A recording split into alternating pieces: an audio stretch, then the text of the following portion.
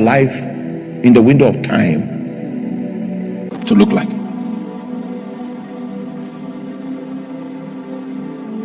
If you live that way, you become a plumb line. People will look at you and your life will convict them. You don't even need to preach. Just living out that life, you become an object that the Spirit of God can take advantage of and convict another person. Now, so let's read about the prophetic story in the book of Isaiah chapter 14. This was how the great Lucifer fell.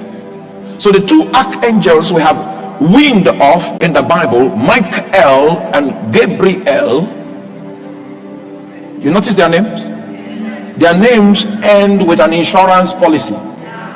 God gave those angels his name. Michael, L-L, Elion was part of it. Gabriel was there. Notice that Lucifer had no insurance. God was trying to say with that name that he was going to fall. So the prophet begins his prophetic story. How art thou fallen from heaven, O Lucifer, son of the morning? How art thou cast cut down to the ground, which didst weaken the nations? This is how, verse 13. For thou hast said in thine heart, I will ascend into heaven. I will exalt my throne above the stars of God. I will sit also upon the mount of the congregation in the sides of the north. I will ascend above the heights of the clouds. I will be like the Most High. The language spoken about here is the language of self. It was no longer about the Lord. If you see the seraphs in the presence, they cover their faces so that you will not see them.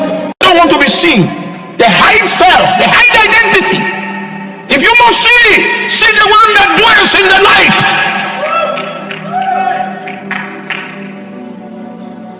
There was caution in the arena of the seraphs, but this cherub had gone rogue. It was now I will ascend. I will exalt my throne. You see, so he was a ranking angelic prince. He had a throne. Not today. We will need to talk about dominions before we talk about thrones, before we talk about principalities and then powers, so that you will see the layer of heaven. If you can see the layer of heaven, you can understand your office. You will know which layer is in your office, whether it's the demonic layer. You think what is in your office are just laptops and computers. You are wrong. There's something unseen that is a power behind that office.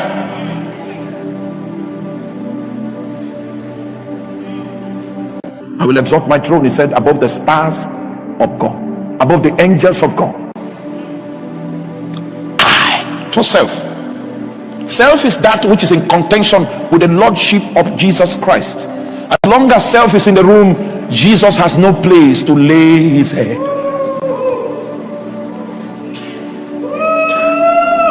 He has no place to lay his head. And that's why I need to ask you, has he found place in your life? He's still seeking in many nations a place to lay his head in the parliament, because there's no place in the parliament.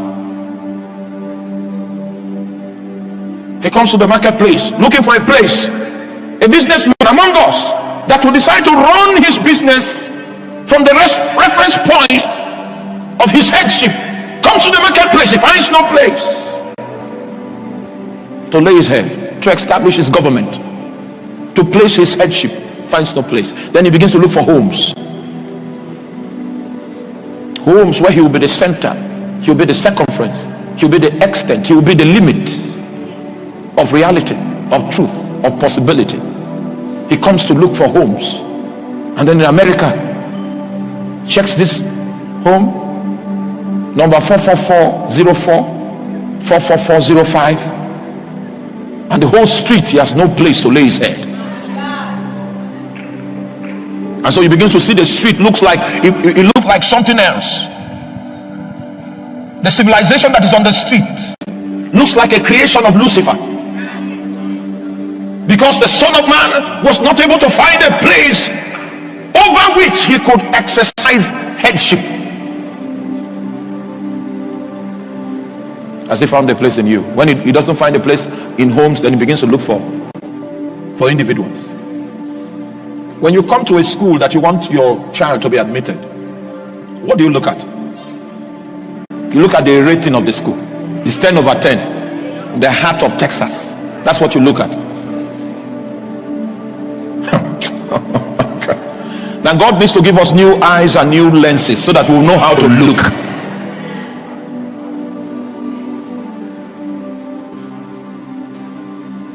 Oh, a building, a community of people can even be called church. They have a brilliant name and a big signboard pointing to the building. And when you come into the place, Jesus passed by that place and he couldn't find a place to lay his head. Now, one thing you are not aware of is this.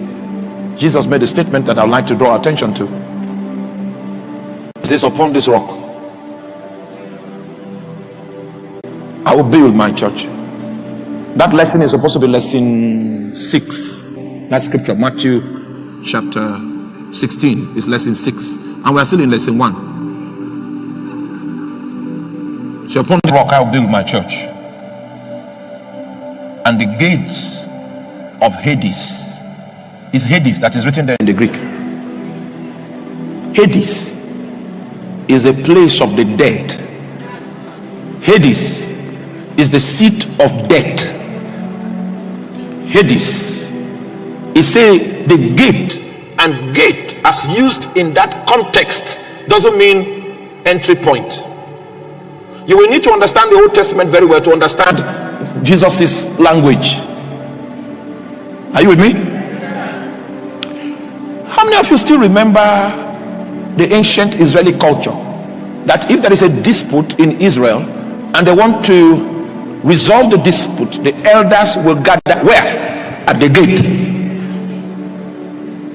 So from Israeli perspective, when an Israelite say, when an American say gate, what he means is different from when an Israelite say gate. The American might mean entry point into his property, but when the Jew says gate, he's talking about the conclave of authority. He's talking about authority. You're not with me? Okay. So Jesus says, upon this rock I will build my church. And I don't want to define what the rock is today. And when I build my church, you will not discover it's not the pastor that is building. It's headship that builds. I will build my church, and if headship is responsible for the construction, for the building, then the gate of Hades, the authorities of death, will not be able to prevail. So if the place of headship is displaced in a church, in a local church like this, if the place of the Christ is displaced and he's no longer the one that directs the affairs, what has happened is that there's another headship, and the symptom of a new headship will be that the gates of hell will prevail against the church. So it will no longer be the church, because it doesn't have the headship Christ. It will not become what the Bible calls the synagogue of Satan. Yes, it's as bad as that. The moment we have a flip of headship, he loses that status. They are no longer gathered unto him, they are gathered unto something else, and it is the reality of that thing that will be enlarged in their midst. So sometimes Jesus might even come to a congregation like this, looking for a place to lay his head, and he doesn't find, so he goes away. There are symptoms that find expression if Christ is the head of the gathering, because there is something called apostolic gathering, and I need to introduce you to it. Apostolic gathering is different from the kind of gathering that takes place when people come together to watch a football match in the stadium. I was there in Manchester. We had a conference, in Manchester, and we're rushing to go for the meeting, and there was hold up everywhere in the city. And I was wondering what's going on. They said, no, there's a football match. The stadium, Etihad Stadium, it was packed full. There were people outside struggling, begging to enter, and Jesus was not in the center of their gathering.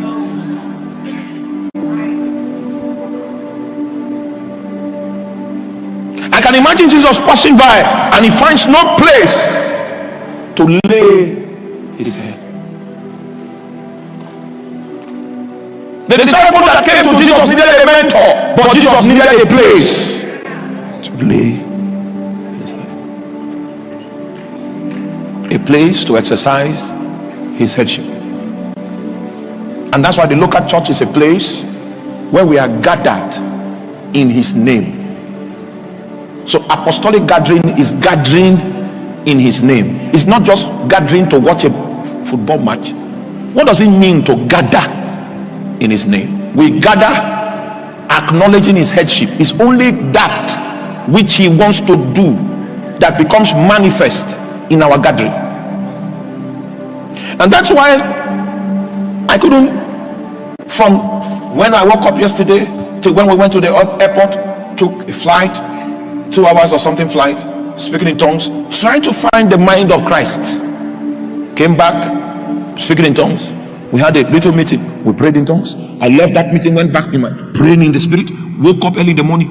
I wanted to know what the will of Christ, because it might be that he has changed this sermon.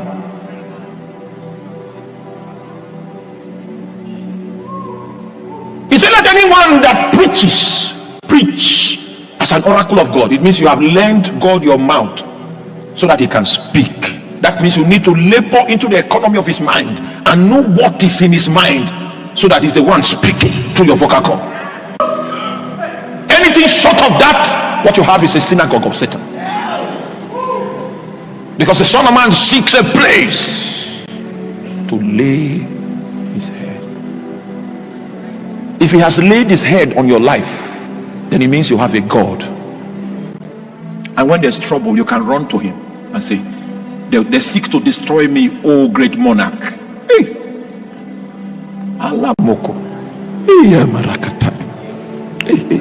Everyone I reported to Jesus did not survive it.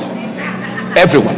So it takes time before I report people, because he is emotional about me. So emotional. If I bring my issue, it's emotional. So I don't report people quickly until they put me on the edge for a long time. Then I say, this man, do you have a plan for him?